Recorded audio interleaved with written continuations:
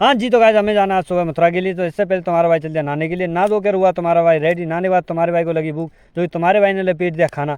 खाना लपेटने के बाद फिर हम चल दिए अपने मन्नू भाई के पास, जो कि मोटरसाइकिल से हमें मन्नू के पास पहुंचना है। इधर मैं और मन्नू भाई निकल दिए, इधर पहुंच गए हम टेटी गांव पे। और टेटी गांव पे पहुंचते हुए हमने तार दी गाड़ी बहुत तेज, जो कि 80 की स्पीड से। तो गाइस हम पहुंच गए जमुना जी पे। जमुना मैया के किए दर्शन, और दर्शन करने के बाद फिर हमने दे दी वृंदावन में एंट्री। तो वृंदावन में इधर फुलवारी लग रही, जो कि गेंदा के फूलों की बहुत तगड़ी। तो इधर वृंदावन परिक्रमा पे हम घूमकर हम पहुंच गए फिर मथुरा। मथुरा में पहुंचने के बाद फिर हमें जाना अपनी गाड़ी में सीट कवर डलवाने के लिए। इधर गाड़ी का सीट कवर खुलवाया और उधर गाड़ी पर कवर चढ़वा कर करवा दिया रेडी, जो कि भाई ने फिर रेडी करने के बाद फिर कर दिया हमारा सीट कवर रेडी।